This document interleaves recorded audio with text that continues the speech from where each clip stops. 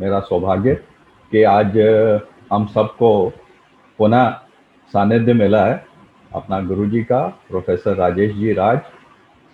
और आप south Korea की यूनिवर्सिटी में इसी विषय पर सारा लेते हैं, अपना अध्यात्म पर इनकी क्लासेस वहाँ चलती हैं। और विश्व भर में आपके कई शोध पत्र, पुस्तकें और पीछे कई महीनों से आप इस पर कार्य कर रहे हैं और लगातार ऑनलाइन क्लासेस ले रहे हैं, जिसमें धन्यवाद जोनी जी। हाँ जी, जिसमें आप इस समय जो आपकी जो क्लासेस चल रही हैं वो शिव सूत्र के ऊपर चल रही हैं, बहुत सुंदर। और इससे पहले आपने पतंजलि के जो योग सूत्र हैं उस पर बहुत सुंदर कक्षाएं ली। और इसी शिव सूत्र के दौरान आपने वर्णमाला के ऊपर भी काफ़ी चर्चा की। और साथ ही साथ आपका एक बहुत विशाल शोध कार्य चल रहा है, और वो अपनी सनातन संस्कृति किस तरह से पुनर्जीवित हो। हालांकि वो निश्चित रूप से जीवित है, लेकिन वो अपना पुराना स्वरूप कैसे वापस पाए, इस पर आप आवाज आ बहुत रही है मेरी? विशाल शोध कार्य कर रहे हैं। और काफ़ी बंधुओं से आपने इसमें संपर्क करके इस कार्य को आगे बढ़ाया है। आज आपसे निवेदन कि जो अपनी वर्णमाला है उसके बारे में आप कुछ हमें व्याख्यान दें, प्रोफेसर राजकिशोर। बहुत बहुत धन्यवाद आपका। इंसान का वास्तव में परिचय उसकी विद्या है, और उसकी उपलब्धियां वो संस्कारजन्य हैं, वो प्रारब्ध की वजह से। हम जो कुछ अपने जीवन में अर्जित कर पाते हैं वो विज्ञान और कला ही है, और बाकी समस्त जो भी उपलब्धियां हैं वो प्रारब्ध है। इसी क्रिया में जो भी हम अपने जीवन में पा सके हैं, उसमें जो भी हम सामर्थ्य लगा पाए हैं, विज्ञान और कला, कहीं न कहीं पाते हैं कि उन सामर्थ्य में वो माता-पिता का आशीर्वाद, गुरुजनों का आशीर्वाद और हमारे समस्त बंधु-बांधव, मित्रों का जो प्यार निहित है, उसी वजह से ये शक्ति है जिससे हम कार्य कर पाते हैं। आज उन्हीं शक्तियों का वर्णन आज हम एक विशिष्ट रूप में करना चाह रहे हैं, जिसको हम सामर्थ्य कहते हैं, जिसको हम शक्ति कहते हैं। सामर्थ्य और शक्ति को समझने का प्रयास हजारों साल से हम मनुष्य करते आए हैं। उसी क्रम में हम लोगों ने तंत्र को जाना और नाना प्रकार की विद्याओं को हम लोगों ने जाना। ये जो खोज है, ये निरंतर मानव की जो अनंत ज्ञान की इच्छा है, उससे समस्त जिज्ञासा को पूर्ण करने के लिए जो प्रयास है, उससे जो भी प्राप्त हो रहा है, उसी वही तंत्र है। तंत्र एक व्यवस्था है, जैसे राजतंत्र, प्रजातंत्र। तंत्र एक व्यवस्था है। तंत्र के अलावे जो कुछ है वो अराजक है। जब भी हम कोई चीज़ व्यवस्थित करते हैं, जब भी कोई एक मैकेनिज्म में कोई चीज़ ढालते हैं, कोई चीज़ को सिस्टमेटाइज करते हैं, वो तंत्र है। इसीलिए विज्ञान का कोई भी अंग, चाहे वो बायोलॉजी हो, चाहे फिजिक्स हो, चाहे केमिस्ट्री हो, सब तंत्र है। पूजा पद्धति का कोई भी मार्ग हो जिसमें कोई हम व्यवस्था की बात करते हैं कि दीपक को दाईं तरफ रखिए और गंध को बाईं तरफ रखिए, इस मूर्ति को इधर रखिए, उस मूर्ति को उधर रखिए, इस पुष्प को चढ़ाइए, ये सारी बातें बहुत व्यर्थ मालूम पड़ती है। लेकिन ये तंत्र इसलिए है कि इसमें एक व्यवस्था छुपा हुआ है, इसमें एक सिस्टमैटिक तरीका छिपा हुआ है। कोई भी चीज़ जो सिस्टमैटिक है, जब आप एक इलेक्ट्रिक सर्किट में डिज़ाइन करते हैं कि कहाँ रेसिस्टेंस हो और कहाँ पे पॉजिटिव एंड नेगेटिव वायर्स जुड़े, किधर से करंट पास हो और किधर से डायनेमो जाए, तो वो भी आप एक खास व्यवस्था बनाते हैं ताकि जो इलेक्ट्रिसिटी है, ये ऊर्जा, यही एक ऊर्जा कई प्रकार के भिन्न भिन्न ऊर्जाओं में अभिव्यक्त हो जाता है। यही इलेक्ट्रिसिटी कभी फैन बनकर काइनेटिक एनर्जी में आ जाता है, बल्ब में ये लाइट एनर्जी हो जाता है, ये थर्मोस्टेट में एसी में जा कर के ये गर्म और ठंडा हो जाता है। तो कहने का मतलब ये है कि हमारे भीतर की एनर्जी, अगर उसको हम तांत्रिक व्यवस्था दें, तांत्रिक व्यवस्था वास्तव में एक ही शब्द की हम पुनरावृत्ति कर रहे हैं, एक ही बात। जब उसको हम तंत्र देते हैं, जब उसको सिस्टमेटाइज करते हैं, तब वो नाना प्रकार के स्वरूप में उतरती है। Energy can never be created nor be destroyed. जो ऊर्जा है, जो प्राण है, वो न तो कभी निर्मित होती है, न तो कभी नष्ट होती है। वो आदि है, अनादि है और अनंत है। उस आदि और अनंत शक्ति को, जिससे कि समस्त क्रियाएं हो रही हैं, उसको हम लोगों ने एक टर्म दिया, एक नाम दिया, आदि महाशक्ति।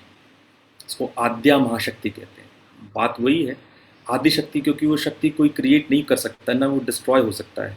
तो जो सबसे प्राचीन, जो समय से चली आ रही है, उस शक्ति का नाम दिया गया आदि महाशक्ति, आद्या महाशक्ति। इसलिए लोग भ्रमित ना होवे, ये कोई ऐसी बात नहीं है कि इसमें कोई मूर्ति और मूर्ति पूजा है, बल्कि ये एक शक्ति मात्र है जिससे पूरा विश्व संचालित होता है।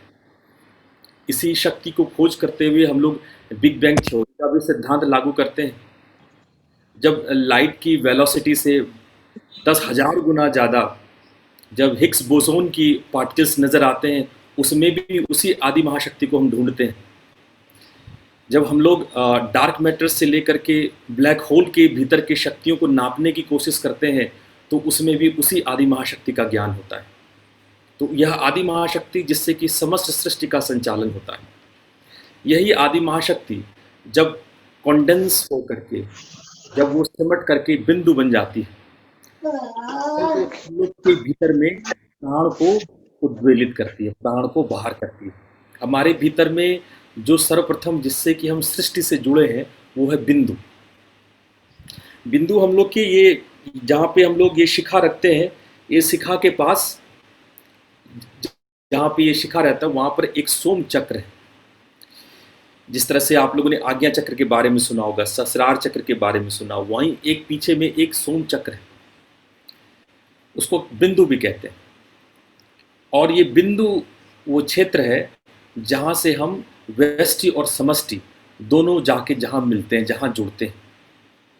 यहीं से व्यष्टि समष्टि में और समष्टि व्यष्टि में उतरती है। और यह कोई छोटा, कोई ये जैसे ब्लैक होल इतना कॉन्डेंस होता है कि प्रकाश भी परावर्तित नहीं हो पाता है, प्रकाश को भी सोख लेता है। उसी प्रकार से बिंदु जो हो इतना छोटा, और वो बिंदु मात्र है, उसकी कोई लंबाई चौड़ाई नहीं, वो बिंदु ही है।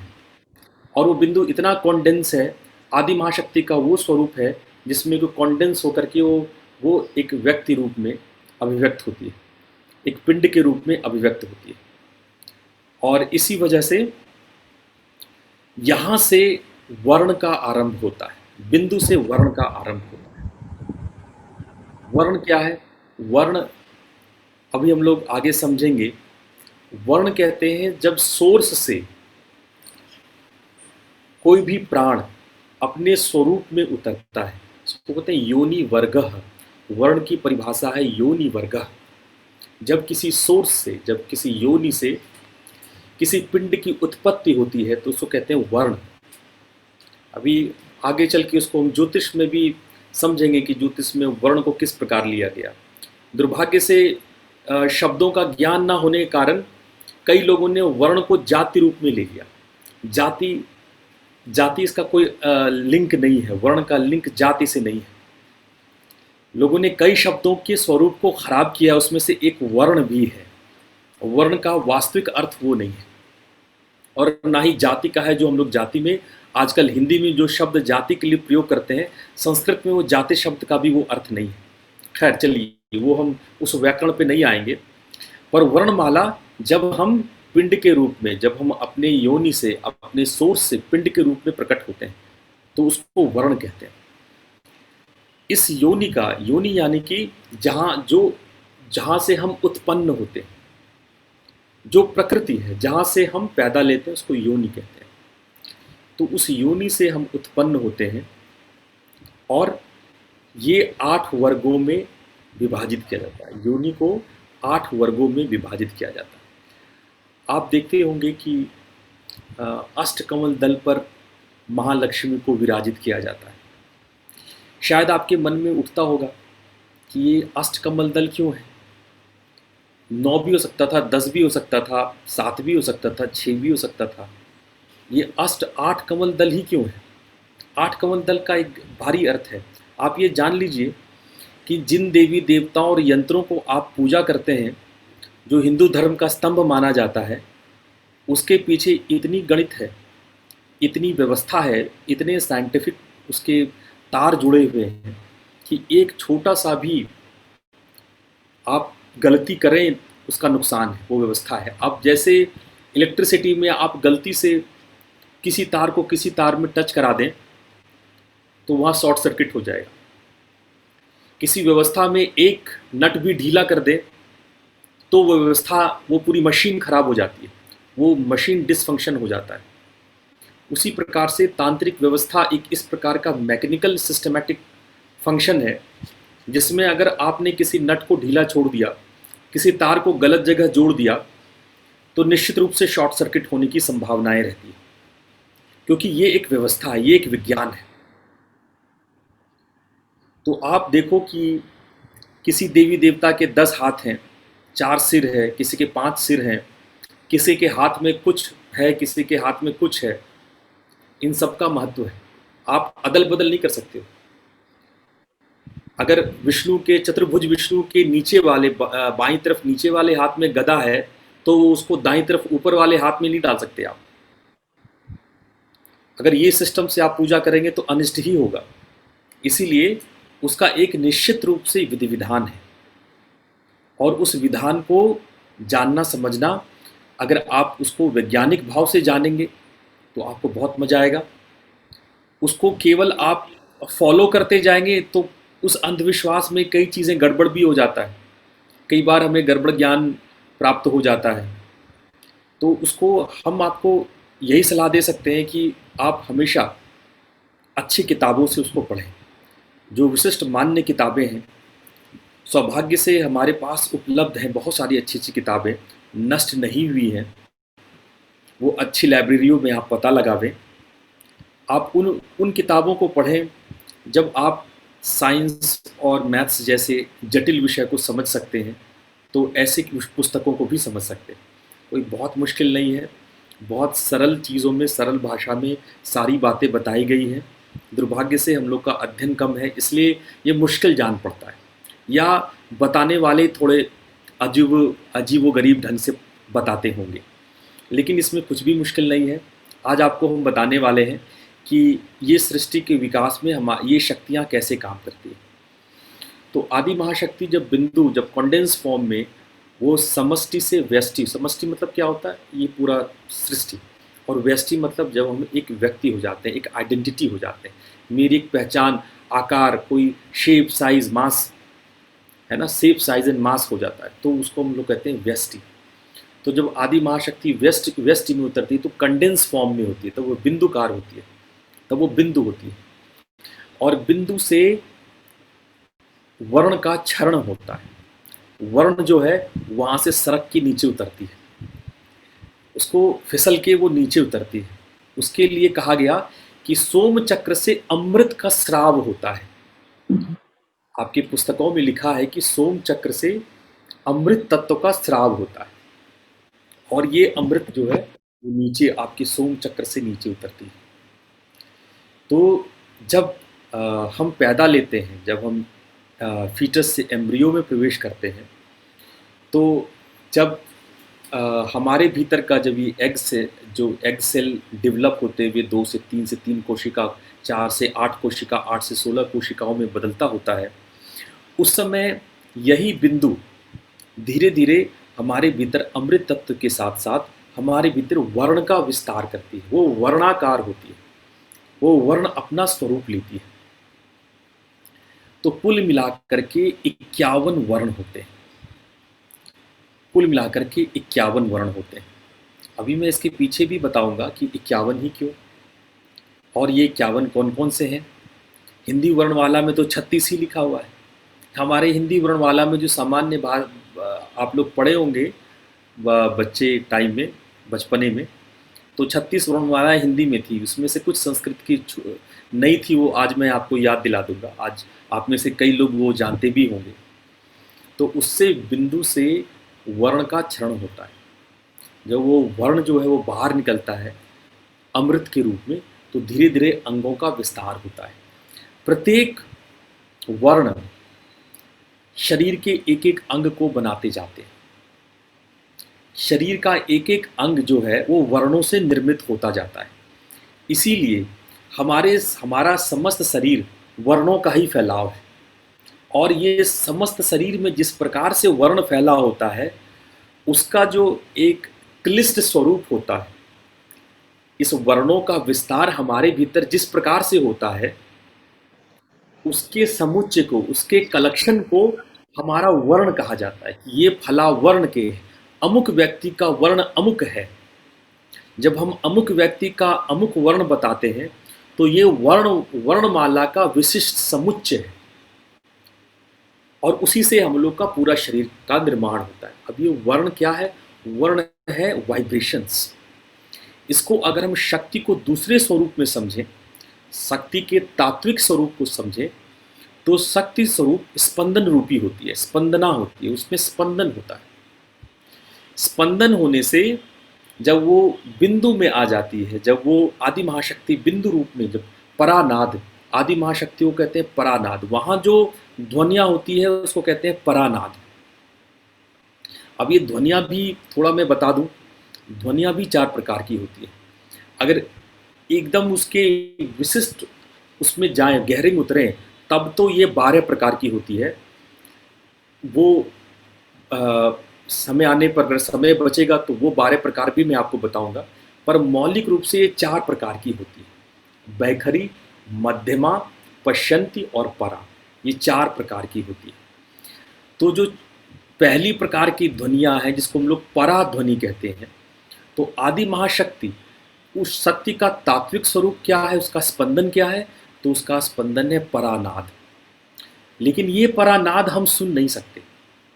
ये परानाद जो है वो हमारी जो कान है वो नहीं सुन सकती। जब हम लोग साधना में और समाधियों में बिंदु का विक्षोभ कर देते हैं, बिंदु भेदन कर देते हैं, बिंदु को भेद देते हैं, तब जाकर के वो पराध्वनियाँ सुनाई पड़ती है। जो लोग अनहद नाद के साधक होते हैं, जो लोग संत मत में अनहद नाद की साधना करते हैं, अनहद नाद की साधना हजारों साल से होती आई है, उसको तंत्र ने खूब व्याख्या किया है। नाद के हर एक नादों को तंत्र में, ऐसे हजारों तंत्र के ग्रंथ हैं जिसमें नाद का संपूर्ण व्याख्या है। वही यही नहीं, बाद में इसको नाथ योगियों ने सामने लाया। नाथ योगियों के बाद ये कबीर साहब ने सामने लाया। कबीर साहब के बाद तो एक के बाद एक संत आते गए। भारत भूमि नाद साधना से कभी खाली नहीं रही। भारत भूमि में नाद साधना सदैव से, हजारों साल से होती रही, और हम लोग दुर्लभ से दुर्लभ नाद साधना करते रहे। तो हम लोग चर्चा कर रहे थे परानाद की, वो ध्वनि जो साधारण कान नहीं सुन सकती है। संत मत कहते हैं जब सूरत का सिमटाव हो जाता है, जब सूरत सिमट जाती है, तब जाकर के निरत, यानी कि तब जाकर के शब्द का भेद होता है, सूरत का शब्द से योग होता है। ऐसी बातें आपको गुरु ग्रंथ में भी मिल जाएगी, कबीर साहब में भी मिल जाएगी, और नाना प्रकार के संत मत की किताबों में आपको ये बातें मिल जाएगी कि हम लोगों की जो मोक्ष है, हम लोगों की मुक्ति जो है, वो परानाद की ध्वनियों से एक के बाद एक सुनने को मिलते हैं। संत मत में 10 प्रकार के नाद हैं, परानाद हैं। उसी प्रकार से अलग अलग संप्रदाय उसके क्रम को अलग अलग रूप में रखे हैं, और यही उस परंपरा की खूबसूरती होती है।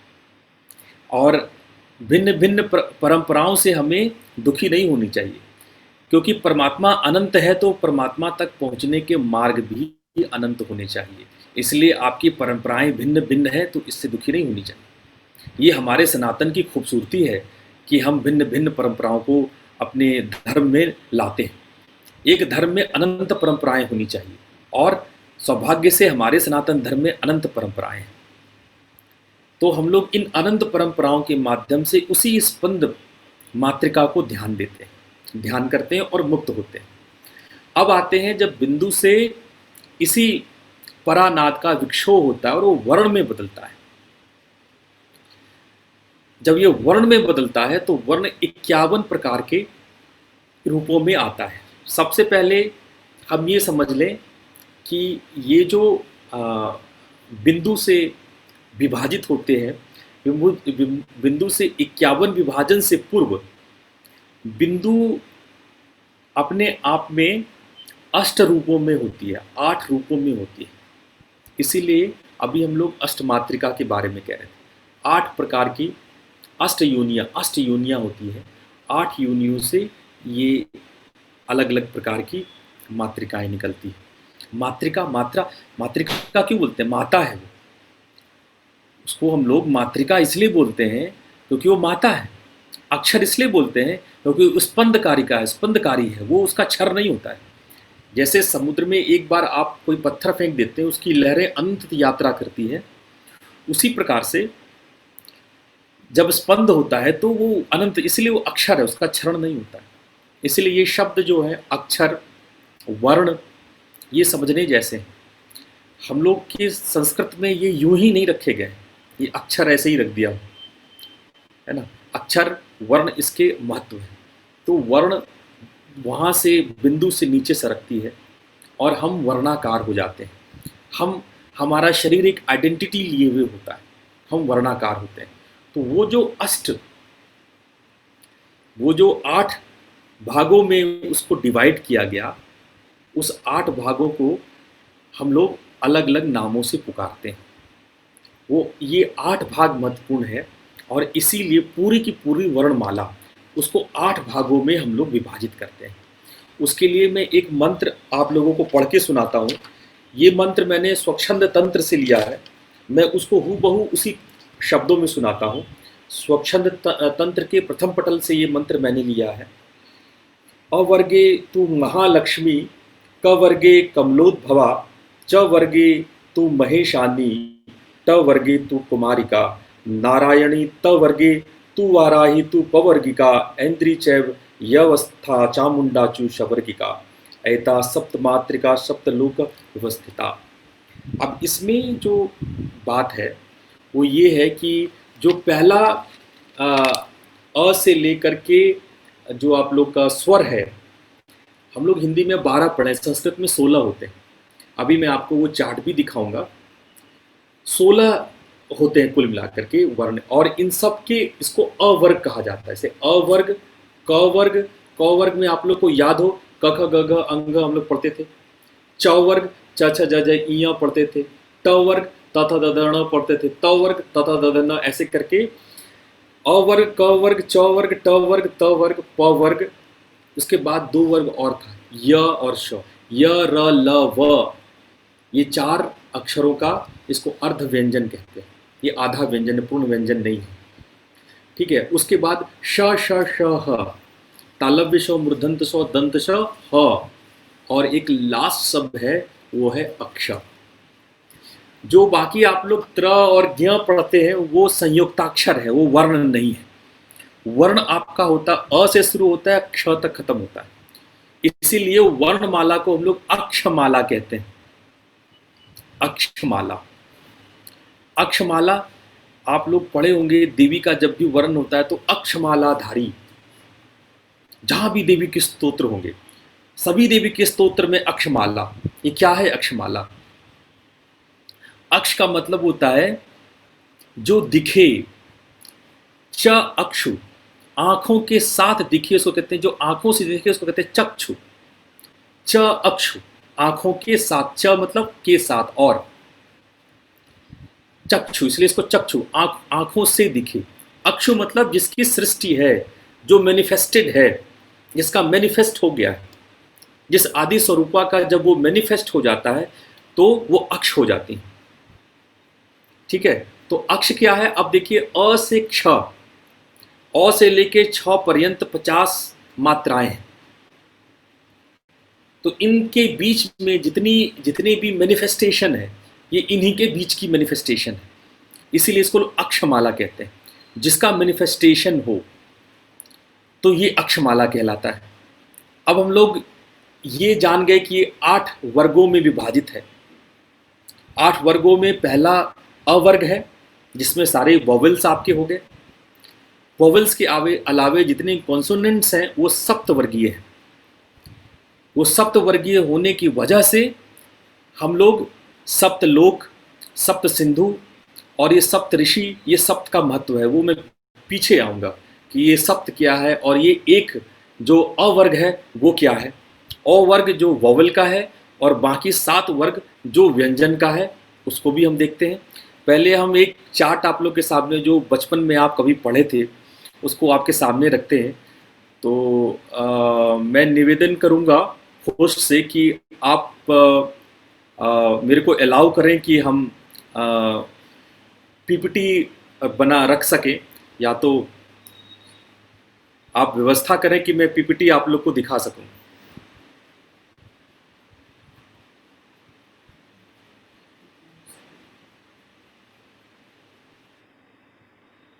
जी जी भाई साहब, अगर आप दिखा सकते हैं और आपके पास वो व्यवस्था है तो आप दिखा दीजिए। स्लाइड्स फॉर्मेशन में है सर? हाँ, स्लाइड्स में है, आप केवल मेरे को अलाउ कर दीजिए, मेरे लैपटॉप पे है जी वो। जी, कर दिया कर दिया। जी आप हाँ, बिल्कुल करिए। जी धन्यवाद। जी भाई साहब। ये आप लोग को दिख रहा है क्या?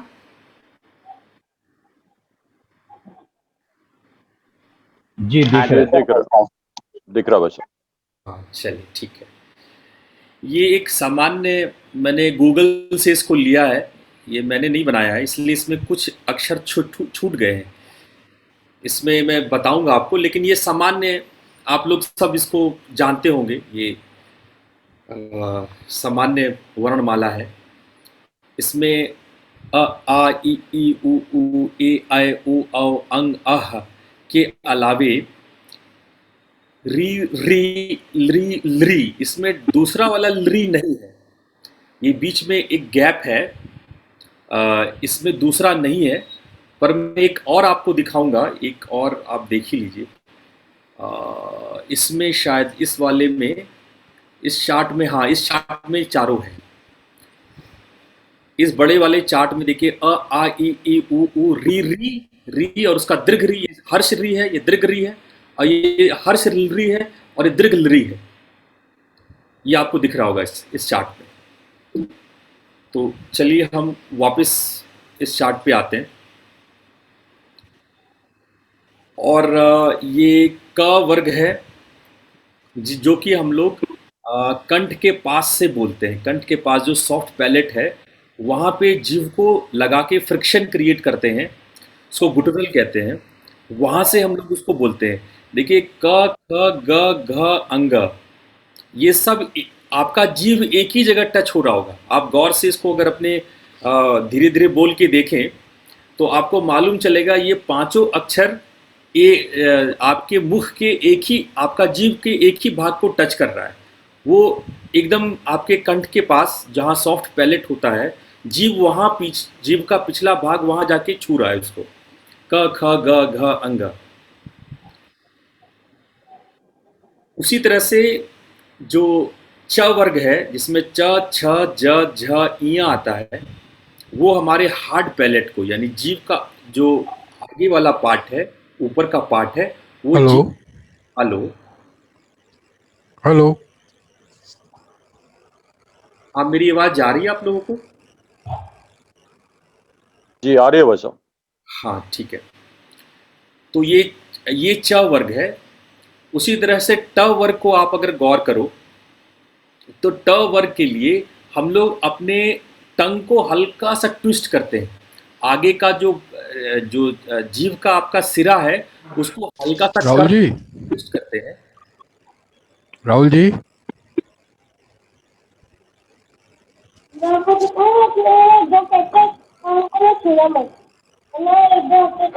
कोई प्रश्न पूछना है आप पूछ सकते हैं। कुछ पूछना चाह रहे हैं राहुल जी?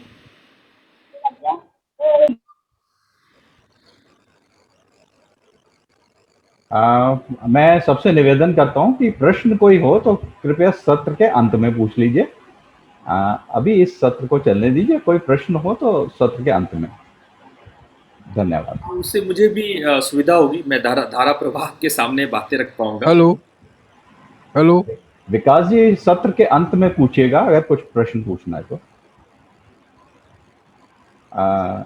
आप प्लीज कंटिन्यू करिए। धन्यवाद राहुल जी। हाँ। उसी तरह से ट, जब हम ट वर्ग का उच्चारण करते हैं तो ट वर्ग में हम हल्का सा जीभ को कर्ल करते हैं, ट्विस्ट करते हैं, और ऊपर की तरफ, जो तालु के ऊपर की तरफ, वहाँ पे टच करते हैं। तो ट, ठ, ड, ढ, ण। उसी तरह से जो त वर्ग है, त वर्ग में हम लोग दांतों के साथ जिह्वा का स्पर्श कराते पीछे की तरफ से, दंत मूल में दांत, जहाँ दांत के जड़ के साथ जीभ को लगाते हुए त, थ, द, ध, न बोलते हैं। उसी तरह से जो प वर्ग है उसमें होठों को आपस में लगाते हुए प वर्ग बोलते हैं। प, फ, ब, भ, म, ये होठ को लगा के बोलते हैं। उसी तरह से जब हम लोग अर्ध व्यंजन आ जाएंगे, चाहे वो य, र, ल, व हो, श, श, श हो, वो हम लोग जिस तरह से वॉवेल का उच्चारण करते हैं उसमें ये आधा वॉवेल है और आधा व्यंजन है। ये आठों जो है आधा वॉवेल है और आधा व्यंजन है। अब इन पांचों को अगर आप गौर से देखिए, क वर्ग, छ वर्ग, ट वर्ग, त वर्ग, प वर्ग, तो इसमें पहला अक्षर च, क, च, ट, त, प, ये जो पहला वर्ड है, और तीसरा वर्ड ग, ज, ड, द, ब, ये जो तीसरा वर्ड है, यानी आप पहला कॉलम और तीसरा कॉलम को गौर कीजिए तो पहला और तीसरा कॉलम प्रधान वर्ण है।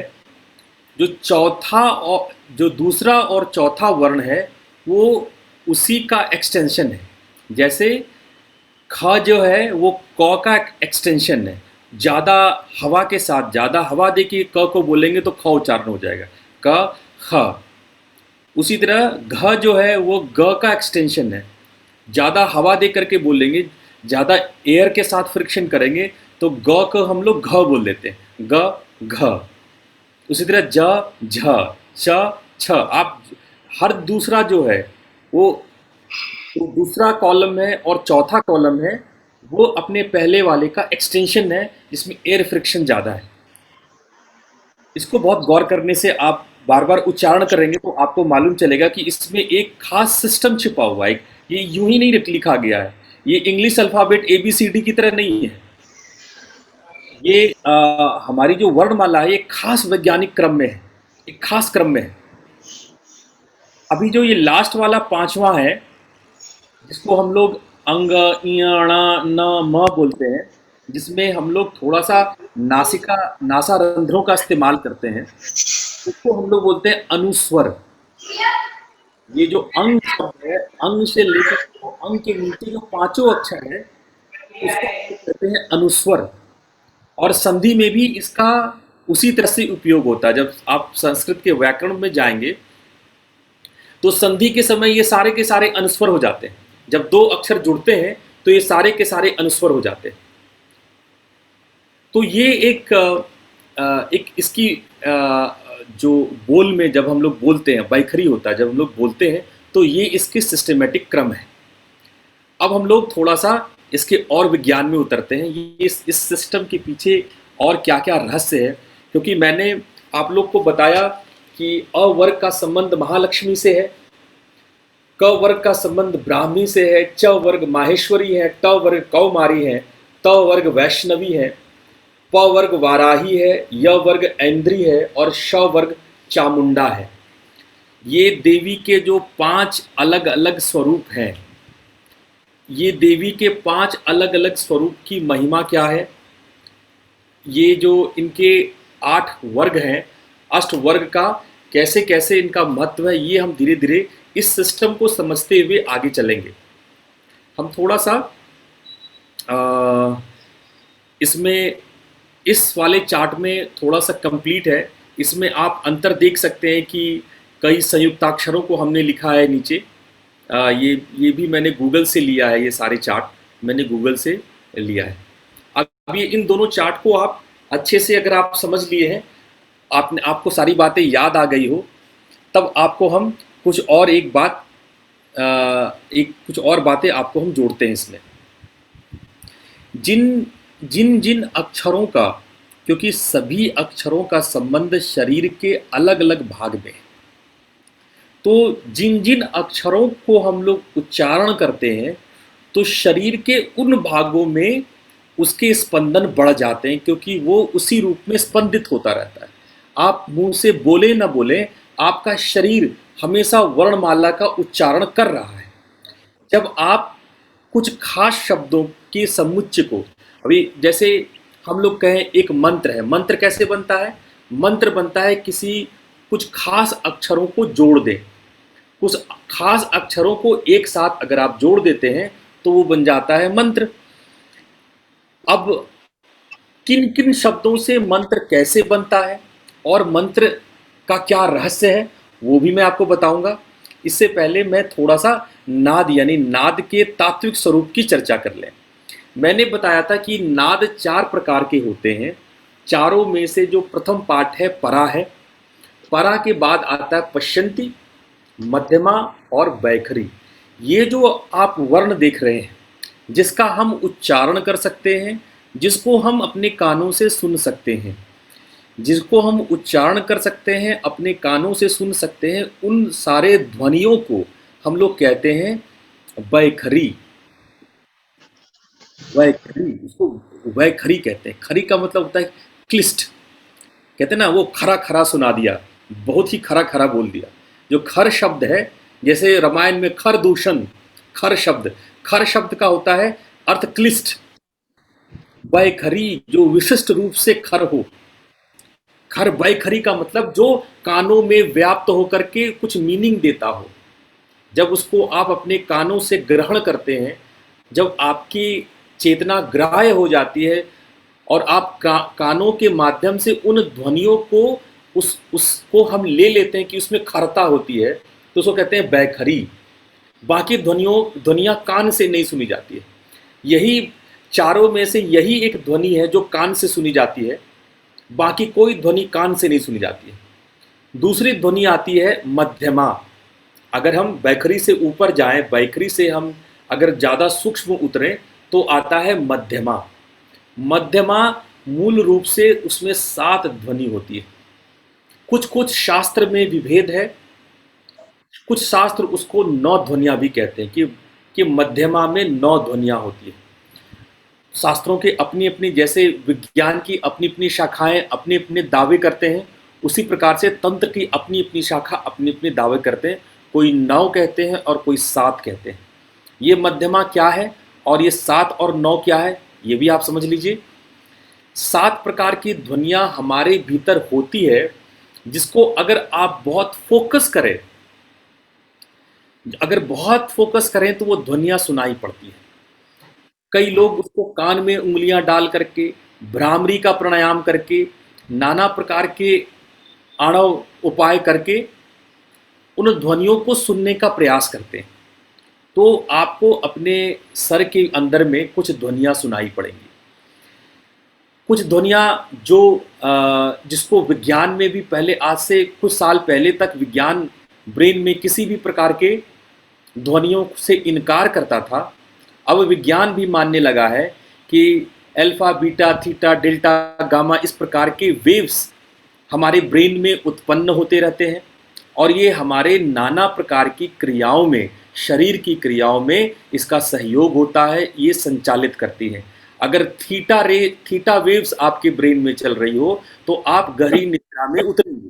अगर आपको गहरी निद्रा नहीं हो रही है, इसका मतलब ब्रेन थीटा वेव्स जो है वो नहीं छोड़ रहा है।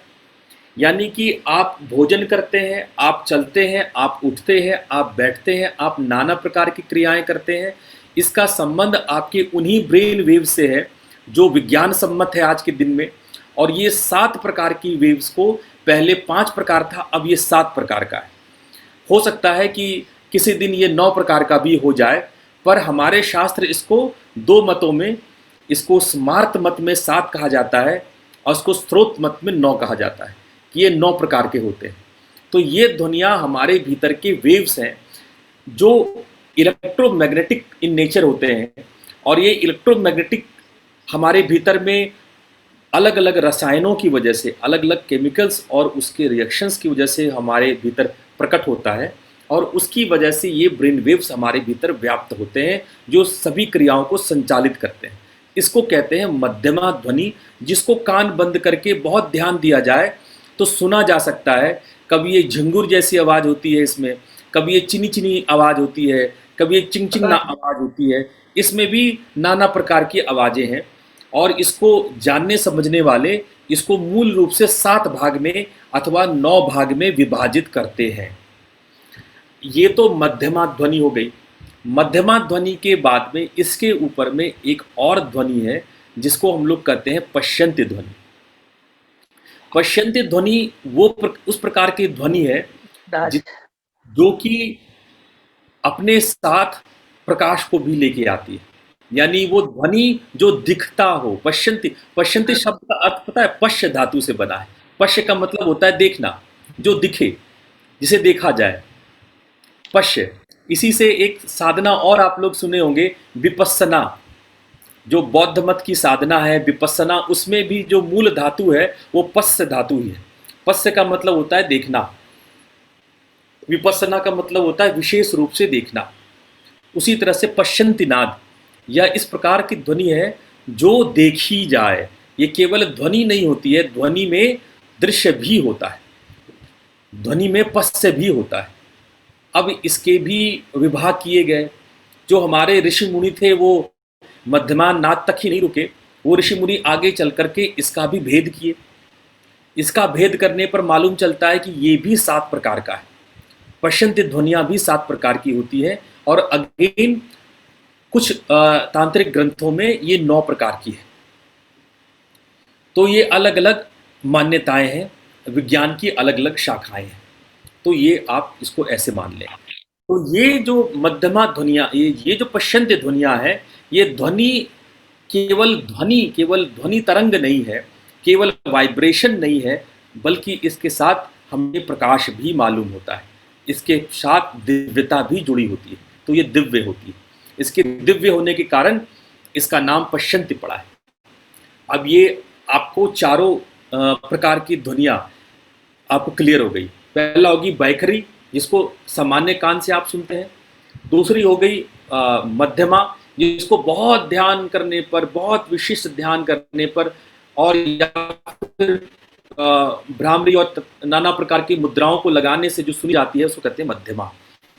पश्यन्ति, जिसमें दिव्यता प्रकट हो, जिसमें प्रकाश दिखाई पड़े, ध्वनि अपने साथ जो है दिव्यता लेकर के आती है, जो न केवल सुनी जाती है बल्कि देखी भी जाती है, उसको हम लोग पश्यन्ति नाद कहते हैं। और उससे ऊपर परानाद है, जो कि हमारी इंद्रियां अनुभव नहीं करती है। इंद्रियों की क्षमता नहीं है प्राणाद को सुनने की। परानाद केवल प्योर चेतना, जो मुक्त चेतना, जो प्योर चेतना है, जो चेतना प्योर फॉर्म में, केवल वही उस परानाद को सुन सकती है। ये मूल बात आपकी हो गई। अब मैं एक स्लाइड और आपको दिखाऊंगा। ये स्लाइड आप थोड़ा सा नज़र डालें। इसमें हमने अ वर्ग, क वर्ग, च वर्ग, ट वर्ग, त वर्ग, प वर्ग, य वर्ग और श वर्ग को हमने डिवाइड किया है। आप सोच रहे होंगे कि शरीर के किस किस भाग में कौन कौन से अक्षर फैले होते हैं। तो इसको बड़े ध्यान से देखिए। जब मैं ये इसमें लिखा हूँ कि अ वर्ग, जिसमें आपका हेड एंड नेक, शिरक क्षेत्र आता है, तो शिरक क्षेत्र में कौन कौन सा एरिया, कौन कौन सा अक्षर आता है, उसका भी वर्णन हमारे शास्त्रों में एकदम डिटेल में, पूरा डिटेल में है।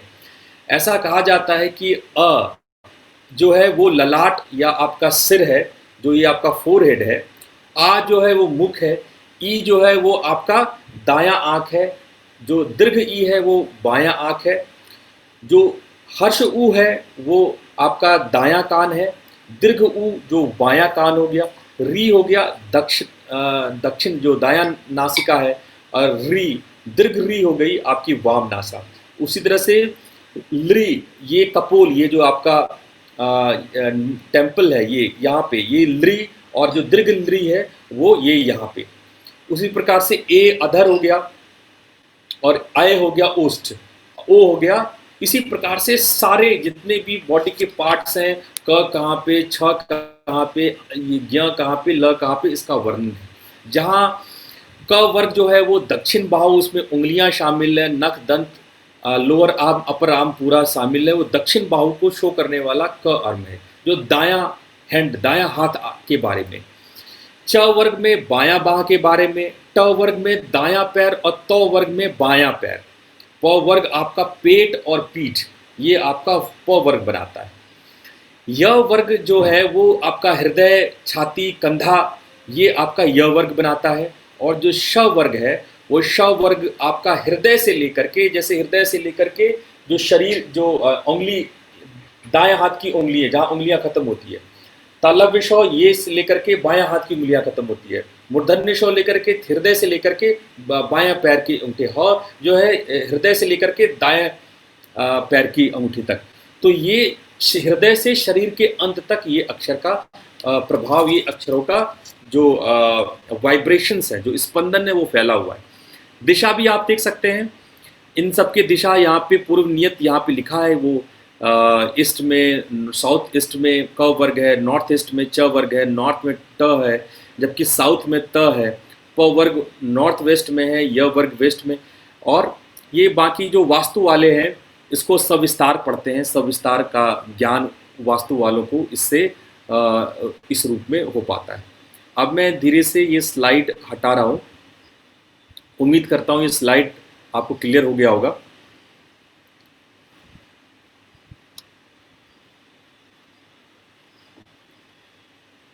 अब मूल रूप से ये वर्णमालाएं हमारे शरीर में है। अब जब हम कोई शब्द का उच्चारण करते हैं, जैसे शब्द है धावती या पठती, या पठ मतलब पढ़ना, या कोई भी जो शब्द है, जब संस्कृत में कोई भी शब्द बनता है तो शब्द का अर्थ केवल, पठ का अर्थ पढ़ना है ना, क्रीड़ा का अर्थ खेलना है ना, वो उसी अर्थ में नहीं होता है। धावती का मतलब दौड़ना, धा आप जोड़ेंगे इन अक्षरों को तो आश्चर्यजनक रूप से पाएंगे कि जब संस्कृत में अक्षरों का, शब्दों का निर्माण हुआ तो शब्द बनाते वक्त उन्हीं अंगों का यूज किया गया जिन अंगों पर ये इन अक्षरों का स्पंदन हो रहा था। इन अक्षरों का स्पंदन जिन अंगों में हो रहा था, उन अंगों की क्रिया को क्रिया धातु रूप दिया गया। अब इसको हम दूसरे अर्थों में समझते हैं। अगर हम कोई मंत्र बनाते हैं, मान लीजिए शब्दों का समुच्चय से एक मंत्र बनाया मैंने, नमः शिवाय, ये एक मंत्र है, उसमें 5 प्रकार के अक्षर जोड़े गए, व्यंजन जोड़े गए, और कुछ वॉवेल्स जोड़े गए, कॉन्सोनेंट्स एंड वॉवेल्स जोड़े गए। क्या क्या था? न, म, ह, शी, ई, वा, आ, य, उसमें कुछ वॉवेल्स हैं और 5 मौलिक रूप से कॉन्सोनेंट्स हैं, 5 व्यंजन हैं। 5 व्यंजन की वजह से इसको पंचाक्षरी कहा जाता है, इस मंत्र को। इसमें 5 व्यंजन, न, म, श, ई, श, व, य, श, व, य, प्लस उसमें वॉवेल्स हैं। अगर आप इन अक्षरों को जहाँ जहाँ पर ये स्पंदित कर रहे हैं, उसको यदि आप आपस में जोड़ लेंगे तो एक शिवलिंग के आकार में वो आ जाएगा। वो उसका यंत्र जो अगर आप ऐसे जोड़ दें, ये कहाँ कहाँ, ये पूरा ये अक्षर कहाँ कहाँ है, तो शिवलिंगाकार हो जाएगा, वो लिंगाकार हो जाएगा। इसीलिए इस मंत्र का यंत्र जो है वो शिवलिंग होता है। उसी प्रकार से हर एक मंत्र के अपने अपने यंत्र होते हैं। हर एक मंत्र के जितने भी मंत्र हैं उसके अपने यंत्र होंगे ही होंगे, वरना वो मंत्र नहीं हो सकता। इसलिए हम और आप मंत्र नहीं बना सकते। मंत्र बनाने वाले उसके वाइब्रेशन को पकड़ते हैं, उसके मध्यमा ध्वनि को पकड़ते हैं, उसके पश्चंती ध्वनि को पकड़ते हैं, उसके परा ध्वनि को पकड़ते हैं, तब जाकर के वो मंत्र बना पाते हैं। वरना हम आप बनाए तो टेबुलाय नमः, चेराय नमः, ओम टेबुल चेराय नमः, हम लोग ऐसा भी मंत्र बना सकते हैं, लेकिन इन मंत्रों में कोई यंत्र नहीं बन सकता है। यंत्र तभी बनेगा जब इन अक्षरों पर घोर वो लोग तंत्र तैयार करते हैं, व्यवस्था तैयार करते हैं, उसकी सेटिंग करते हैं। एक मंत्र को निकालने में कई कई जन्म लग जाते हैं। एक मंत्र बनाने में मनुष्य कई कई जन्म निकाल लेता है, तब एक मंत्र क्रिएट होता है। आप यूं ना सोचें कि हम ऐसे बैठे बैठे घर में मंत्र बना लेंगे। तो हमारे ऋषि सत्ता ने जो भी मंत्र हमें प्रदान की है वो बहुत अमूल्य है। हम लोगों को नतमस्तक होना चाहिए, उनका धन्यवाद करना चाहिए कि इन ऐसे मंत्रों को देख करके हम लोग के सामने कितने प्रकार के मशीन्स, मैकेनिज्म्स हमारे अंदर हमारे लिए उन्होंने बनाए हैं। इन मंत्रों के सहयोग से हम लोग कुछ भी कर सकते हैं। जिस प्रकार यंत्रों की मदद, यंत्र मतलब क्या, मशीन, जिस जिस तरह से मशीन एक तरह से जुड़ी होती है एक दूसरे से, ऐसी जुड़ी होती है कि वो अपने काम को पूरा कर लेती है। एक बुलडोजर है, एक जनरेटर है, ये सब मशीनें हैं। इसलिए हिंदी में भी इसको हम लोग यंत्र ही कहते हैं। तो यंत्र क्या है? मंत्र में निहित जो सिस्टमैटिक जो व्यवस्था आपके भीतर, उसके मंत्र के भीतर से उत्पन्न हो रही है, वो यंत्र है। तो इसी प्रकार से सभी मंत्रों में यंत्र निहित होते हैं और उस यंत्र के एक देवता होते हैं। उस यंत्र की जो शक्तियां हैं, जो परफेक्शंस हैं, जो सिद्धियां हैं, वो उसके देवता होते हैं। उस मंत्र को निर्मित करने वाला ऋषि कहलाता है। इसलिए जब आप किसी मंत्र का विनियोग पढ़ते होंगे तो जब किसी भी मंत्र का एक विनियोग होता है। कभी भी आप मंत्र पढ़ोगे ना तो आगे लिखा रहेगा पहले विनियोग। विनियोग क्या मतलब है? उसका सारा, जैसे आप मोबाइल के पीछे देखते हैं कि मोबाइल में कितना रैम है, कितना रोम है, कितना ये, कितना स्पेस है, कितना ये है, कितना सारी बातें लिखी रहती है। उसी तरह विनियोग में सारी बातें लिखी रहती है। आपके विनियोग में लिखा रहेगा ऋषि कौन है, इसका छंद क्या है, इसके देवता कौन है, ये सारी बातें उसमें लिखी रहती है। पूरे उस यंत्र का पूरा विधान विनियोग में ही रहता है। तो जब उस मंत्र को हम लोग विनियोग को समझते हुए उस मंत्र को उस यंत्र के साथ उपासना करते हैं तो उसका प्रतिफल, उसका जो एनर्जी जो हमने क्रिएट किया वो हमें प्राप्त होता है। तो देखिए, ये तो ऐसा विषय है कि मैं पूरे वर्ष भी पढ़ाता रहूं, बताता रहूं, तो ये अंत होने वाला विषय नहीं है। इसलिए राहुल जी की बात हमें बहुत अच्छी लगी। उन्होंने कहा कि आप उतना भर बता दें जितना कि सब लोग समझ जाएं और सब लोगों को एक दिशा मिले, सब लोगों को एक वर्ण के विषय में समझ मिले। इसलिए आज हम अपनी बातों को यहीं पूर्ण कर रहे हैं, परंतु हम समझते होंगे कि आपके मन में नाना प्रकार के प्रश्न उठ रहे होंगे। तो समय के हिसाब से जितना उचित समय आपको हमें देना है, उचित समय आपको लगे, आप हमसे प्रश्न पूछ सकते हैं और मैं प्रयास करूंगा कि आपके सारे प्रश्नों का उत्तर ठीक ठीक दे पाऊँ, शास्त्र के अनुसार दे पाऊँ। बहुत बहुत साधुवाद, बहुत सुंदर और हमारे लिए एक अद्भुत, अविस्मरणीय रहेगा ये सत्र। आपको बहुत बहुत साधुवाद। मैं अपने सभी स्नेही जनों से निवेदन करता हूं कि अगर कोई प्रश्न हो तो अवश्य उस जानकारी लें।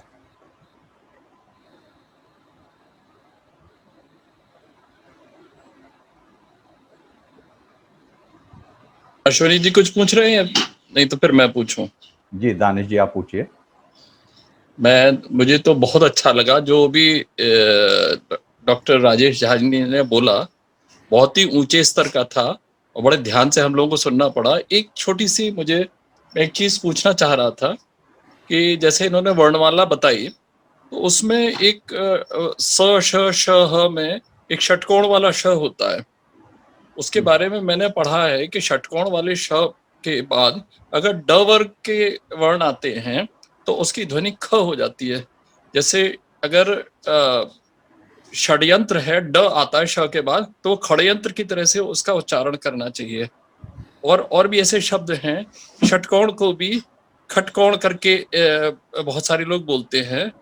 तो ये मैं पूछना चाह रहा था डॉक्टर साहब से कि ये क्या, इसमें क्या वो है, इसकी सत्य क्या है इसके पीछे, और अगर ये सही है तो इसके पीछे क्या रीजन हो सकता है? देखिए, बहुत सारे शब्दों को हम लोगों ने कालांतर में अपनी सुविधा के हिसाब से गलत उच्चारण करना शुरू कर दिया। लेकिन फिर भी अगर आप पूरे भारतवर्ष की पूरे भारतवर्ष में संस्कृत बोली जाती है, तो आप अंदाज़ा लगा सकते हैं कि सत्य कहाँ कहाँ पर होगा। हम आपके उस मूर्धन्य शॉप पे हम आते हैं। उससे पहले एक शब्द है जैसे ज्ञ, हम लोग ज्ञ शब्द का उच्चारण करते हैं, अक्षत्रज्ञ लास्ट में। वास्तव में ये ज और इय संयुक्त है। वर्णमाला के च वर्ग में ज और इय के संयुक्त से ये ज्ञ शब्द बनता है। तो इसका उच्चारण नियम से ज्ञ होना चाहिए, ज्ञ ज्ञ, क्योंकि यही जिसको हम लोग ज्ञान बोलते हैं, यही शब्द अपभ्रंश होकर के जान हुआ। क्या तुम्हें जानकारी है, तुम जानते हो, ये जानना शब्द है, वो ज्ञान से अपभ्रंश होकर के आया है, वो ज्ञान से टूट के बना है।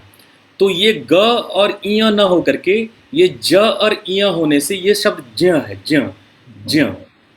उसी प्रकार से जैसे एक शब्द है री, ऋषि वाली री, जो हम लोग वॉवेल में री शब्द है, वास्तव में ये ईकारांते नहीं है। हम लोग नॉर्थ इंडियंस स्पेशली हम लोग री को री बोलते हैं, इसमें ईकारांते है, लेकिन ये ईकारांते शब्द नहीं है। ये जो शब्द है वो है र र र, उसमें ऊ भी पूरा नहीं है। अगर हम हर्ष ऊ को भी छोटा कर दें, हर्ष ऊ को भी छोटा कर दें और र के साथ जोड़ दें, र। इसीलिए आप जो ये गुजराती मराठी लोग ऋषि बोलते हैं, ऋषि ऋषि ऋषि, वो ज़्यादा उचित शब्द है कि हम लोग उसको ऋषि बोलते हैं। तो इसी तरह से हम लोगों ने अपने उच्चारण में बहुत सारे जो वैदिक संस्कृति है उसमें हम लोगों ने बोलचाल में हिंदी भाषा में अपभ्रंश जोड़ लिया। उसी अपभ्रंश में ये शब्द भी है। ये जो शब्द है वो वास्तव में एकदम कंठ के तरफ से बोली जाने वाली श है। जैसे क ख ग घ अंग बोलते हैं, वो श भी वही उसी जगह पे उच्चारण होता है, ख ख। एक्चुअली ये श ख जैसा ही सुनने में लगता है, क्योंकि ये क ख ग घ जिस जगह से, जिस कंठ से इसका उच्चारण हो रहा है, उसी जगह पे इस श का उच्चारण हो रहा है।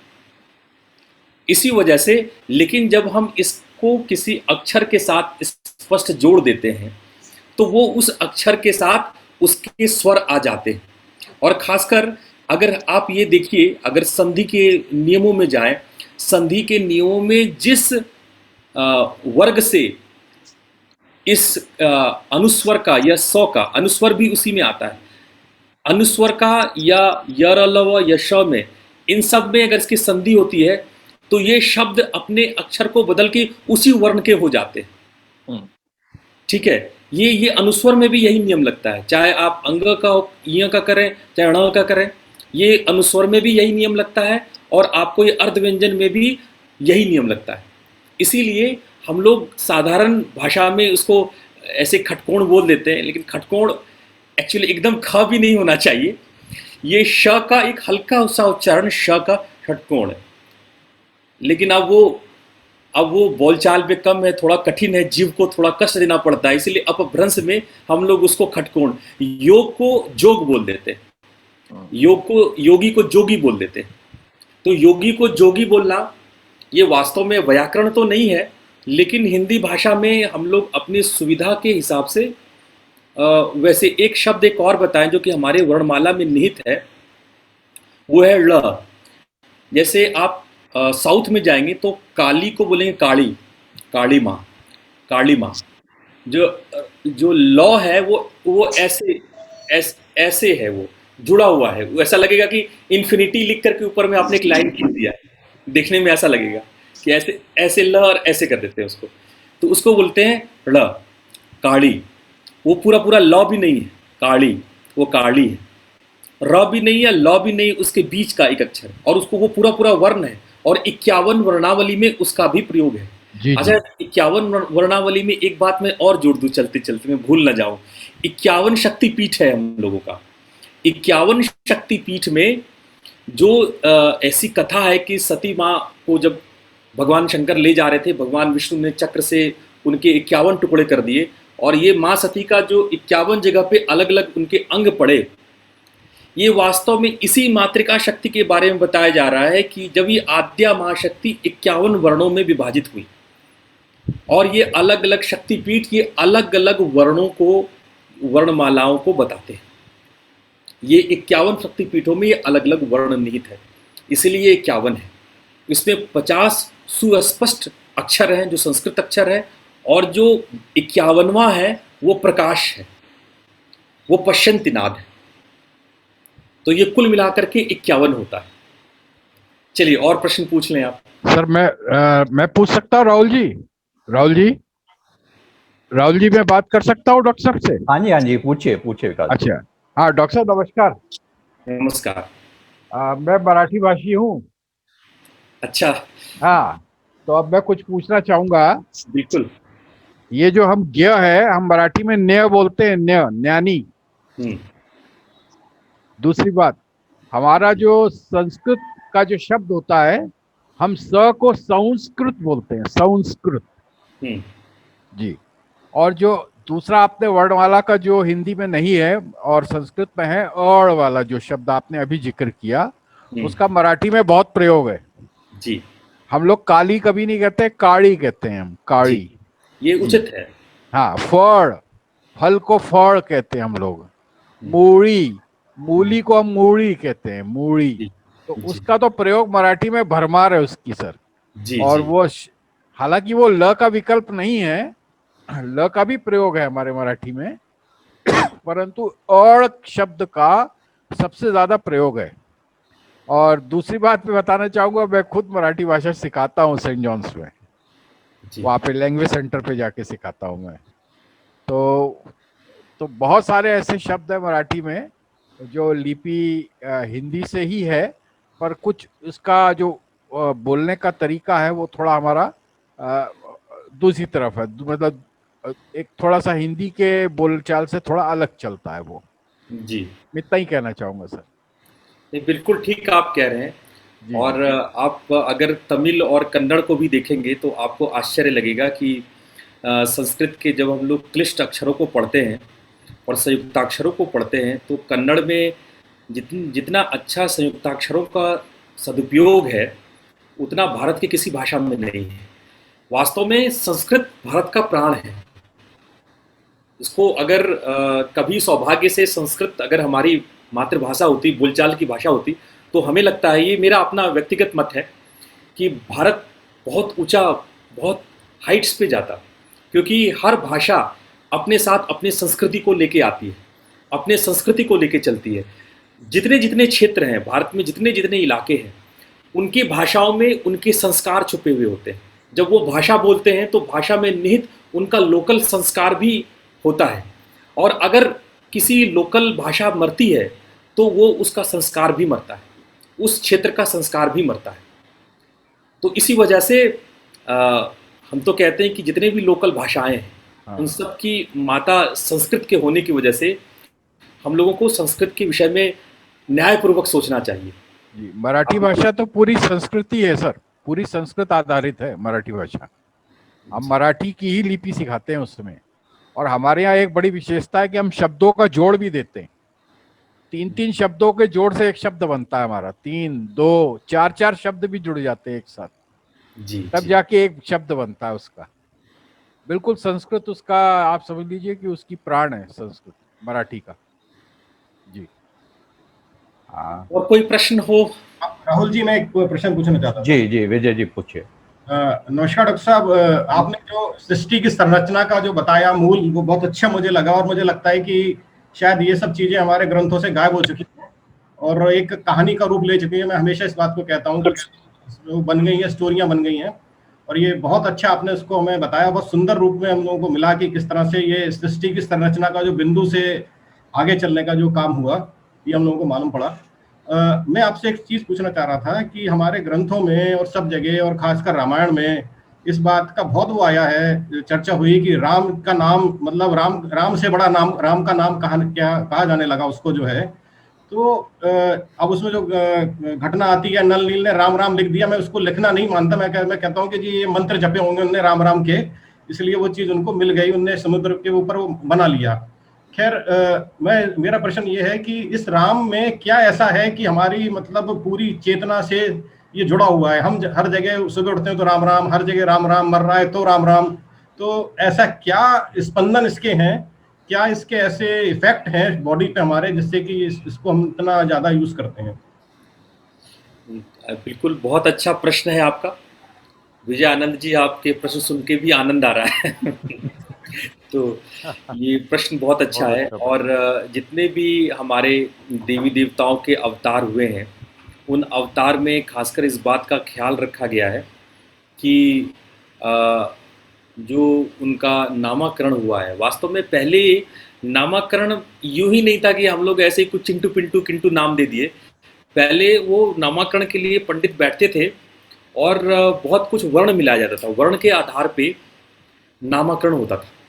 तो अगर पुराने समय के ज्योतिष और नामकरण के भाव को देखें तो इसमें द्वादश भाव को लिया जाता था, सप्तम भाव को लिया जाता था, आपकी कुंडली का, और तृतीय भाव को लिया जाता था, और उससे नाम को बनाने की कोशिश की जाती थी। खैर चलिए, ये ज्योतिष का विषय है। लेकिन ये जो राम शब्द है वो वास्तव में इसका जो मूल, जो बीज अक्षर है, जो उसका धातु रूप, जिसका वो धातु है, वो रंग शब्द है। रंग शब्द, ये रंग शब्द अपने आप में अद्भुत है। एक तो पहला, अगर हम इस बीज अक्षर को लें, रंग धातु, य र ल व, ये य वर्ग में आता है, ये य वर्ग का अक्षर है। इस य वर्ग के इस अक्षर में रंग, अगर गौर करें तो रंग हम लोग के मणिपुर चक्र, जो हमारे नाभि केंद्र है, नाभि केंद्र का भी बीजाक्षर है। नाभि केंद्र रजस केंद्र होता है, जिसमें कि 10 कमल दल है, जो ये शो करता है कि हम जीवन भर 10 प्रकार के कर्म करते हैं। जन्म और मृत्यु के मध्य अगर पूरे कर्मों को देख लिया जाए, कितने कर्म हम लोग करते हैं, तो 10 प्रकार के कर्म करते हैं। और उस 10 कर्म को हम लोग 10 प्रकार के यज्ञों के रूप में, गीता में 4थे अध्याय में उसका वर्णन है कि 10 प्रकार के यज्ञ होते हैं। तो ये जो 10 पेटल्स, जो 10 पेटल्स हैं मणिपुर चक्र के, जिसका बीज रंग होता है, वो इस बात को शो करता है कि जितनी क्रियाएं हो रही हैं, जितनी क्रियाएं हो रही हैं, उन क्रियाओं को संचालित करने वाला। सृष्टि में रावण का आतंक था, अहंकार का आतंक था सृष्टि में। अब ये रावण शब्द भी आप देख लीजिए, रावण शब्द जो है ये रवण शब्द से आया है। रव शब्द, रव है मूल धातु। रव का मतलब होता है नष्ट करना, रव का मतलब होता है नष्ट करना। रावण शब्द जो बना है, जो अच्छाइयों को नष्ट करे, वो नष्ट करने से रव शब्द का या रावण शब्द की उत्पत्ति हुई है। रंग शब्द वास्तव में उसी के विलोम में है। रव शब्द के विलोम में रम शब्द आता है। रम शब्द आता है जो स्थापित करे, जो राम राज्य स्थापित करे, जो अच्छाई को स्थापित करे। इसीलिए वो मर्यादा पुरुषोत्तम थे, वो उन्होंने स्थापित किया। उन्होंने वो हम लोग को एक ऐसा मॉडल दिया, जिस मॉडल पे हम लोग अपने जीवन में उस ऊंचाई तक जा सकते हैं। अब आप पूरे राम के जीवन को देख लिए, राम अपने जीवन में हर वक्त मर्यादा का उन्होंने पालन किया है। वो एक पत्नी निष्ठ रहे। इतनी मुश्किलें आई, उस समय के राजा 2-3 शादी कर सकते थे, लेकिन वो एक पत्नी निष्ठ रहे। वो जाकर के युद्ध करते हैं, और उस वक्त वनवासी थे, वो शहरों से मदद नहीं ले सकते हैं, तो वानरों से मदद लेकर के उन्होंने रावण पर विजय पाई। तो ये पूरा राम का चरित्र अगर आप पूरा देखते हैं, तो राम का एक एक चरित्र, एक एक भांति भांति के मर्यादा, जो एक इंसान को एक आदर्श, एक श्रेष्ठतम रूप में अनुपालन करना चाहिए, जिसको फॉलो करना चाहिए, उसी को हम लोग रम शब्द कहते हैं। रम और रव, ये 2 शब्द विलोम शब्द है। रव का अर्थ होता है नष्ट करना, और रम शब्द का होता है स्थापित करना। किसको स्थापित करना? न्याय को स्थापित करना, सत्य को स्थापित करना, ट्रुथ को स्थापित करना, ऋत को स्थापित करना। ये शब्द ऋत से आया, ऋत को स्थापित करना। तो रम शब्द ऋत को स्थापित करने की वजह से, तो ये वजह है कि हमारे यहाँ उनको और उनके नाम को बहुत महत्व दिया गया है। तुलसीदास जी ने स्वयं गाया है कि राम न सकहु नाम गुण गाई। राम भी नाम का गुण नहीं गा सकते, वो नाम इतना महत्वपूर्ण है। ये इसके पीछे का जो वाइब्रेशन है, ये रंग शब्द का वाइब्रेशन इतना गहरा है, ये रम शब्द का, कि उसका गुण गाया नहीं जा सकता है। वो बहुत गहरी गहरी बातें हैं। वो जो भी जहाँ भी स्थापना की जाएगी वहाँ रम शब्द का इस्तेमाल होगा। तो इसीलिए ये पूजनीय शब्द है और इसकी पूजा होती है। हम लोग नमस्कार को भी राम राम कहते हैं, लाश ले जाते हैं तो राम नाम सत्य है। तो ये बात हमारे सभ्यता में ऐसे कूट कूट के बस गई हमारी बात। तो ये मूल बात है। धन्यवाद सर। और एक जरा सा आपकी बात से एक चीज और मेरे को समझ में थोड़ी सी आई कि ये जो आप ज्योतिष की जो बात कर रहे थे, हम अक्षरों के बेसिस पे चलते हैं, उसमें नाम रखते थे। तो कहीं जो आप वर्ण का वो बता रहे थे, वर्ण से क्रिएशन हो रहा है, तो कहीं जो हमारी बॉडी का क्रिएशन है उन शब्दों से तो नहीं होता? देखिए, ये तो जरूर है कि हम मंत्रों से इलाज कर सकते हैं, मंत्रों से अपने शरीर के अंदर की महामारियों को निकाल सकते हैं। मंत्र बहुत रहस्यमयी है। अगर ठीक ठीक मंत्र का आपको गणित मिल गया कि इसका विनियोग ऐसे होता है, इसका इतने बार इस तरीके से इस यंत्र में उच्चारण कीजिए, तो उसका असर निश्चित रूप से होगा। आज लोग कहते हैं कि मंत्रों का असर नहीं है। मंत्रों का असर इसलिए नहीं है कि हम लोगों ने उसके ढंग से उच्चारण करना छोड़ दिया, क्योंकि इन सब मंत्रों का संबंध हमारे शरीर से है। और अगर हम उस यंत्र को ठीक ठीक तरह से अपने साथ रेजोनेट कर पाते हैं, जिस यंत्र की हम आगे पूजा करते हैं, अगर हम उसका रेजोनेंस बना पाते हैं अपने शरीर के साथ, तो निश्चित रूप से मंत्र का असर होता है। और इस मंत्र का प्रभाव हमारे शरीर के जिन जिन अक्षरों से उसका संबंध है उस पर उसका प्रभाव पड़ता है, निश्चित रूप से उसका प्रभाव पड़ता है। धन्यवाद। तो अगर राहुल जी आपको ऐसा लगता है कि समय हो गया है तब तो ठीक है, वरना आप पूछ सकते हैं, पूछवा सकते हैं सवाल। जी जी। किसी और बंधु को कोई प्रश्न करना हो या ये सत्र कैसा लगा इस बारे में कुछ कहना हो? मैं विशाल श्रीवास्तव बोल रहा हूँ। हाँ जी विशाल जी बताइए। मैंने अभी एक गायत्री मंत्र की एक पिक्चर शेयर करी आप लोगों से सभी के साथ ग्रुप चैट पे। हाँ जी। और मैंने बहुत पहले, सालों पहले एक्चुअली शांतिकुंज में जब एक बार विजिट किया था, तो वहाँ पर उन्होंने एक तारों का एक मूर्ति बना रखी थी। राज जी वहाँ पर उन्होंने इतनी अच्छी ये मूर्ति बनाई हुई थी कि उस तारों को, जैसे कि आपने देखा होगा लोग बहुत बड़े बागों में जानवरों की वो बना देते हैं मूर्तियाँ, और उस पर घास लगी होती है और मॉडल दिखता है वो। उसी तरीके से उन्होंने एक व्यक्ति का, एक मेडिटेशन में बैठे हुए व्यक्ति का एक पूरा चित्र बनाया हुआ था तारों के जरिए। और उस पिक्चर के सामने जब आप कोई भी मंत्र या कोई भी शब्द बोलते थे तो वो एलिमिनेट नहीं होती थी, लेकिन जब वो गायत्री मंत्र बोला जाता था, गायत्री मंत्र में आप जब पूरा शुरू करते थे तो वो पूरी जो तारों की वो छवि बनी हुई थी वो प्रज्वलित हो जाती थी, पूरा दिए ऐसी जल जाती थी, जैसे दिवाली में अपने लड़ें जल जाती हैं।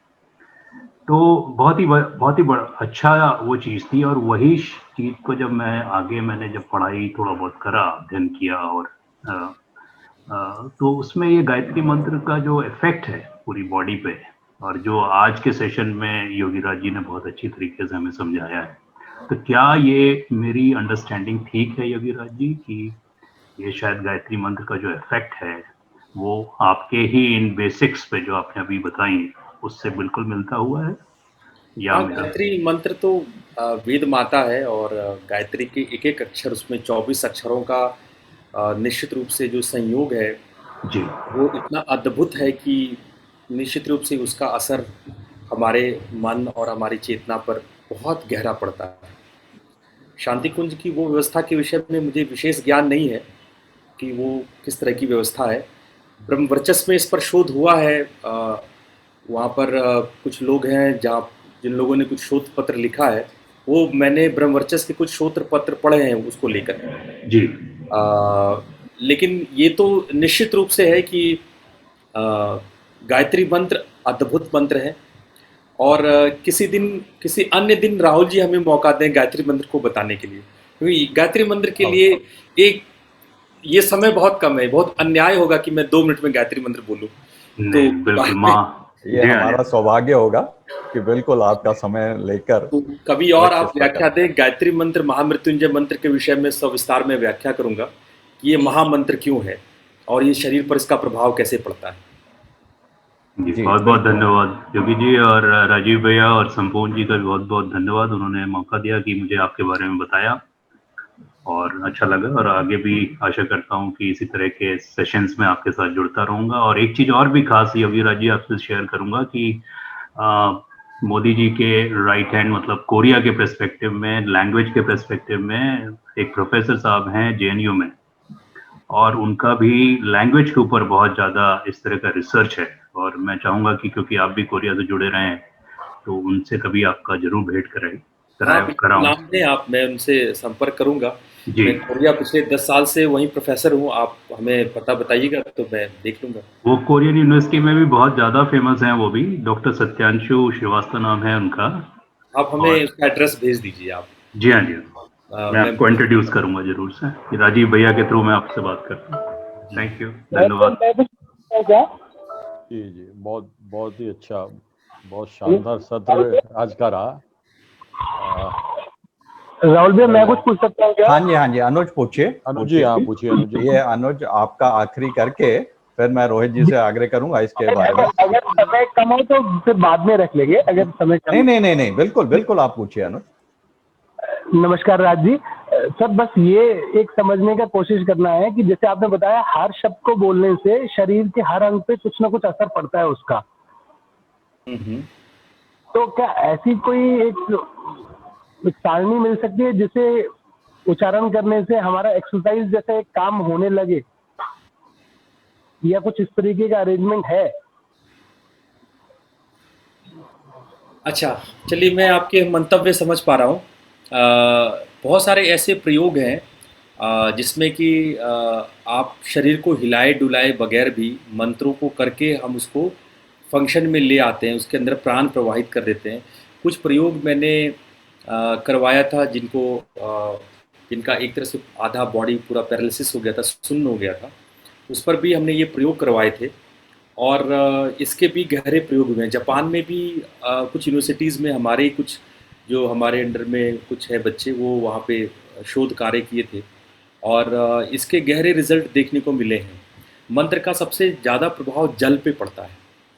जल बहुत जल्दी यंत्र बनाता है और चूँकि हम लोगों का 70% जो है वो जल तत्व है, तो जल तत्व पे यंत्र इसीलिए देखिए बहुत गहरे में जो भी तीर्थ है वो जल है।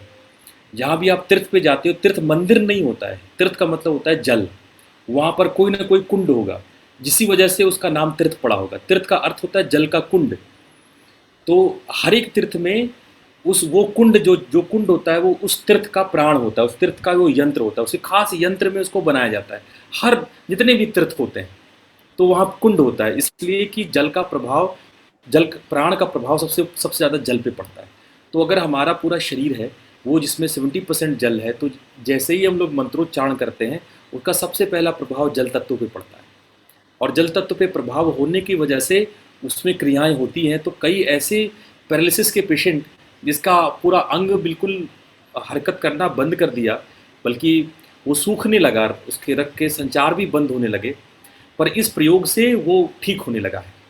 हमारे पास कई अच्छे अच्छे रिजल्ट्स हैं।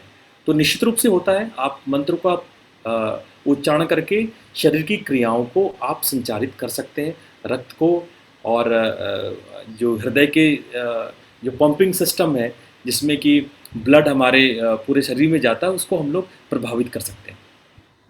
ठीक है, बिल्कुल बिल्कुल, बहुत अच्छा sir, thank you very much. चलिए आज हम लोग यही पर पूर्ण करते हैं। जी, और रोहित आपसे निवेदन, थोड़ा इस पूरे कार्यक्रम के बारे में कुछ बताएं। जी, सर्वप्रथम धन्यवाद राजेश जी, प्रोफेसर राजेश जी, योगीराज जी। आज आपने हमें अपनी धर्म, संस्कृति व भाषा पर गर्व करने का एक और अवसर प्रदान किया है। आपने बहुत ही सरल व अच्छे ढंग से वर्णमाला के रहस्यों को समझाया है। हम आज तक शायद अपनी वर्णमाला की विशेषताओं को इतने अच्छे रूप में नहीं जानते थे, और आज के इस सुंदर विषय के चयन व आयोजन के लिए हमारे अग्रज राहुल जी को बहुत बहुत साधुवाद व धन्यवाद।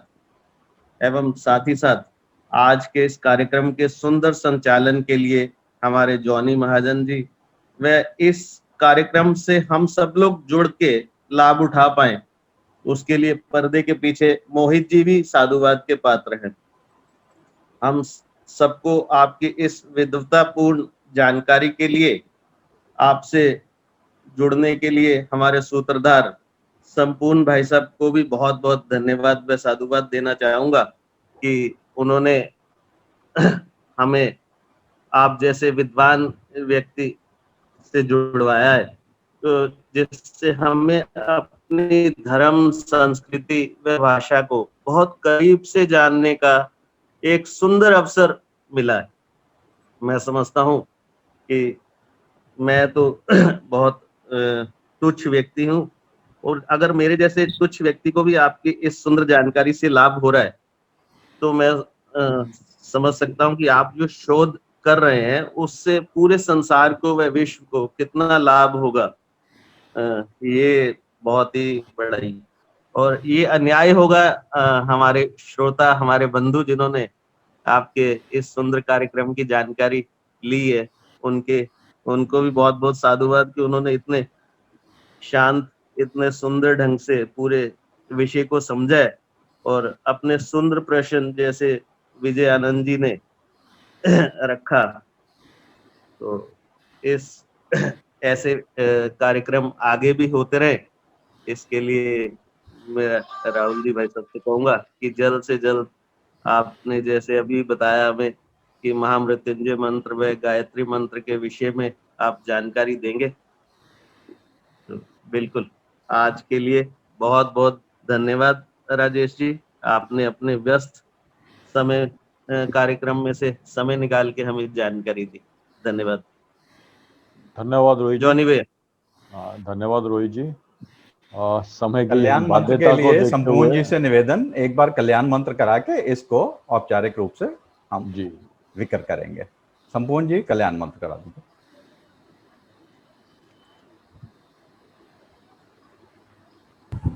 हेलो, आवाज आ रही?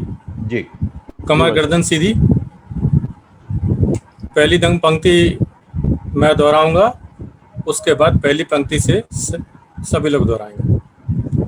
सर्वे भवन्तु सुख, सर्वे भवन्तु सुखिनः, सर्वे सन्तु निरामय, सर्वे भद्राणि पश्यन्तु, मा कश्चित् दुर्भाग् भवेत्। ओम शांति शांति शांति। ओम।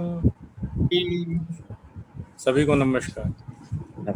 आज के आनंद की जय। राम आज के आनंद की जय हो। आज के आनंद की बहुत जय बहुत हो। बहुत बहुत साधुवाद। आज आनंद का क्षण सभी को हमेशा याद रहेगा। वजह से आया है। नहीं, जी। आप सब लोगों का सहयोग का बहुत बहुत साधुवाद।